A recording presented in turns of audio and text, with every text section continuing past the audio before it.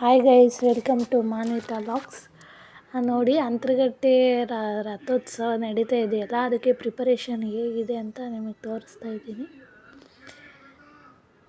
ಇನ್ನು ಒಂದು 5 days 6 daysಲ್ಲೆಲ್ಲ ಜಾತ್ರೆ ಬರುತ್ತೆ. ಸೊ ಅದಕ್ಕೆ ಈ ಥರ ಎಲ್ಲ ಪ್ರಿಪರೇಷನ್ ಮಾಡ್ಕೊಂಡಿದ್ದಾರೆ. ಮತ್ತು ಅಲ್ಲಿ ಅಂಗಡಿಗಳು ಕಾಣಿಸ್ತಿದಾವಲ್ಲ, ಅದೆಲ್ಲ ಫುಲ್ಲು 15 days ಮುಂಚೆನೇ ಬಂದು ಇದು ನಮ್ಮದು ಪ್ಲೇಸ್ ಅಂತ ಹೇಳಿ ಎಲ್ಲ ಹಾಕ್ತಾರೆ.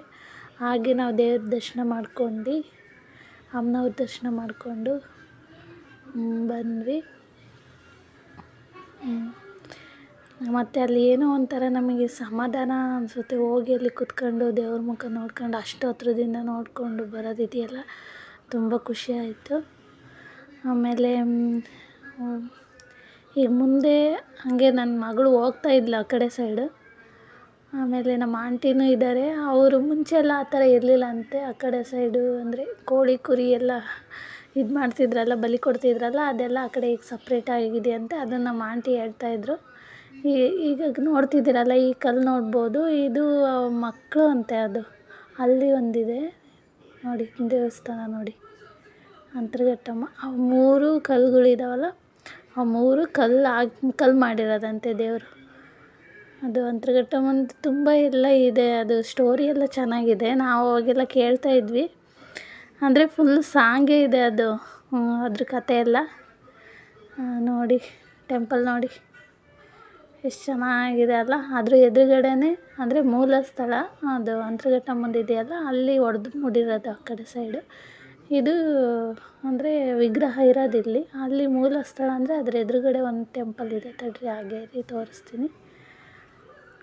ಇದು ಅದೇ, ಇದು ಮೂಲ ಸ್ಥಳ ಇದೆ. ಮೂಲ ಸ್ಥಳ ಅಲ್ಲ, ಇದೆಯಲ್ಲ, ವಿಗ್ರಹ ಇದೆಯಲ್ಲ ಅದು. ಈಗ ಈ ಕಡೆ ತಡ್ರಿ ಒಂದು 2 minutes ನೋಡಿ, ಕಾಣಿಸ್ತಿದೆಯಲ್ಲ, ಇದೇ ಮೂಲ ಸ್ಥಳ.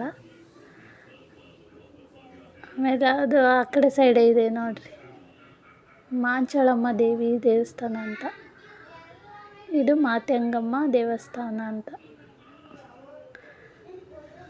ನೋಡಿರಿ. ಯಾರು ಕೇಳಗಂದರೆ ಇಲ್ಲೆಲ್ಲ ನೋಡಿರಿ, ಇದು ದೇವರು. ಅಲ್ಲೂ ಇದೆ, ಇಲ್ಲಿ ಈ ಕಡೆ ಸೈಡು ಇದ್ದಾವೆ. ಅಲ್ಲಿ ಯಾರು ಇದನ್ನು ಕೇಳ್ತಾ ಇದ್ದಾರೆ. ನಾವು ಹಂಗೆ ಪೂಜೆ ಮಾಡಿಸ್ಕೊಂಡು ಬಂದ್ವಿ. ಅಂದರೆ ತುಂಬ ದಿನ ಆಗಿತ್ತಲ್ಲ, ಹಾಗಾಗಿ ಹೋಗಿದ್ವಿ. ಈಗ ಜಾತ್ರೆಯಲ್ಲಿ ಬರೋಕ್ಕಾಗುತ್ತೋ ಇಲ್ವೋ ಗೊತ್ತಿಲ್ಲ. ಸೊ ಅದಕ್ಕೆ ನಾವು ಬಂದ್ವಿ. ಹಾಗೆ ಇದು ಗೋಣಿ ಮರ್ದಮ್ಮ ಅಂತ ಹೇಳ್ಬಿಟ್ಟು ಆ ದೇವಸ್ಥಾನ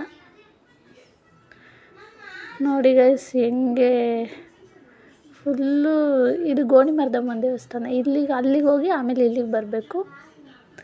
ಇಲ್ಲಿ ನೋಡಿ, ಅಂಗಡಿಗಳೆಲ್ಲ ಫುಲ್ಲು ನಮ್ಮ ಪ್ಲೇಸ್ ಅಂತ ಹಾಕೊಂಡ್ಬಿಟ್ಟಿದ್ದಾರೆ.